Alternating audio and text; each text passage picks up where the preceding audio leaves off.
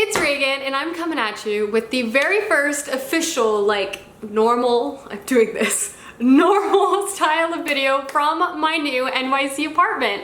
Bear with me as I kind of try to figure out the best filming angle. My light source is over here, but my bookshelves are over here. So things might be changing every single video for a while as I figure out the best place to stand. That being said, I'm super excited for the video I'm filming today. I've been seeing a lot of these videos kind of floating around and I have been so inspired by them. That's right, today I'm going to be talking through a lot of my favorite books that I don't actually talk a lot about on my channel, and this could be for a myriad of different reasons. One, maybe I talked a lot about them on my channel but like 4 years ago, so I have a few books like that, or books that maybe I really loved but only really mentioned in a wrap-up here or there, and that could have been a couple years ago too. I've read a lot of books in my day, so I wanted to give some books a revisit, if you will. So without further ado, let's go ahead and dive right in. So the first book I'm going to talk about is House of the Scorpion by Nancy Farmer. This is a book I read, I want to say, sophomore year of college, and when I read it I absolutely loved it, and it's a book that I feel like I need to revisit.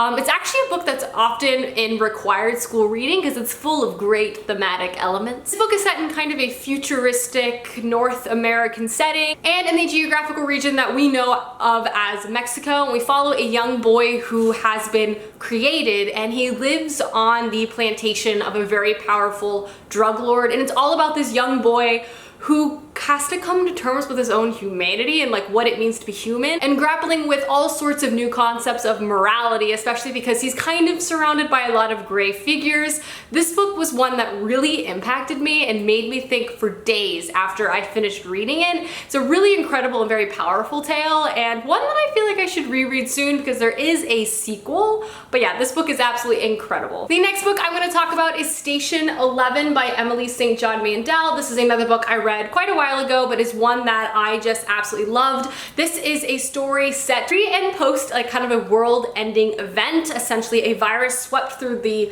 world and killed most of the people living there.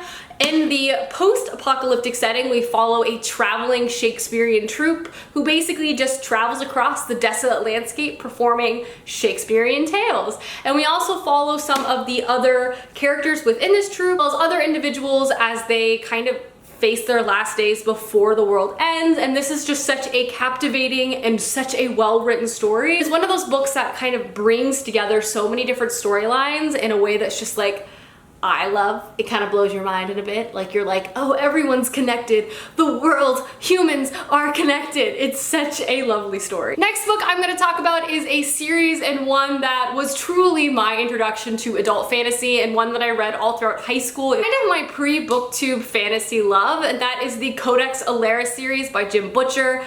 I used to spend all of my time talking about this series, and it has been a really long time since I feel like I've actually formally mentioned it in a video. This is Jim Butcher's 7-book series. There is a myth kind of surrounding this series that basically Jim Butcher was challenged to write a fantasy tale inspired by Pokemon and what I want to say like is Rome. So that's kind of the inspos into the story, but to me it also has a lot of like Avatar: The Last Airbender series. Basically, people can control different elements and we follow a main character who controlled nothing, so that kind of makes him ostracized by society. He himself doesn't really feel very welcomed by his community. That being said, this is a 7-book series that has all of the action, politics, drama that you could ever hope for. It's also multi-perspective and you get so many amazing characters. Some of my favorite of all time. This is another book I really feel like I need to reread because it's been so long since I've read this series. Going on 6 years now, which is like mind-boggling to me. But yeah, the Codex Alera will always have such a special place in my heart. The next book I'm going to talk about is The Shock of the Fall by Nathan Filer. This is a book that I actually have a full non-spoiler review on, which I'll leave linked down below. It is a very old video, so please keep that in mind before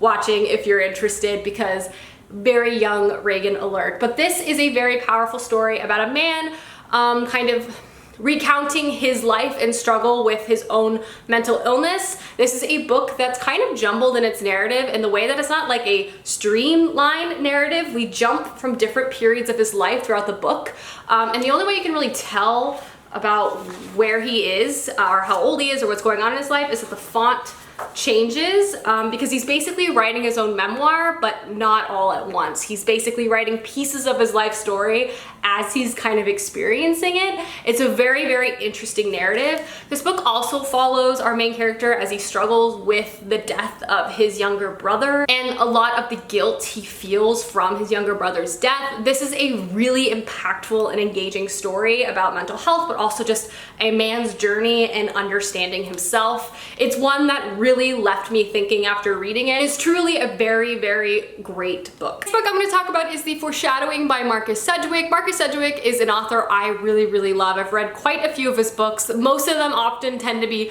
really, really short, but kind of book that like punches you in the gut while you're reading it. Everything is like happening so fast. They tend to be really, really dark. This particular novel is set in World War I, and it follows a brother and a sister, and it has elements of magical realism and obviously historical fiction, but the story centers around the sister who wants to get involved in the war effort and is a nurse, but then she has kind of this premonition and sees her brother die on the battlefield. So then she goes to the war front in hopes of trying to save her brother.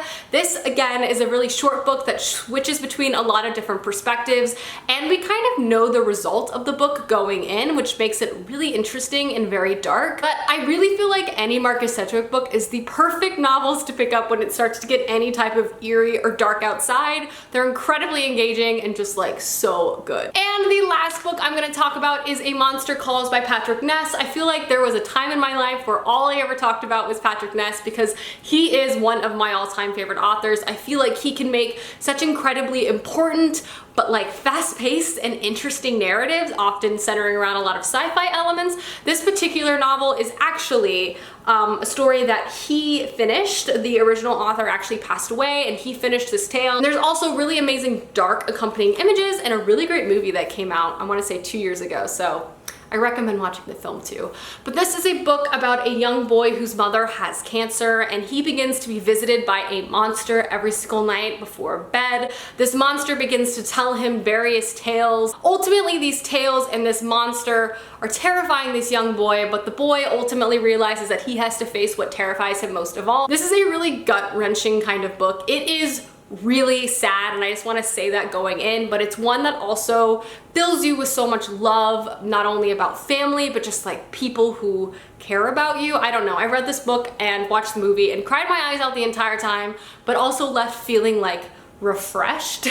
But this is definitely a book that I truly, truly love. Alrighty guys, those are a few books that I absolutely love but haven't really talked about often on my channel, which hopefully is now fixed. Anyway, I hope you guys enjoyed this video, and I will see you soon with another one soon. Goodbye!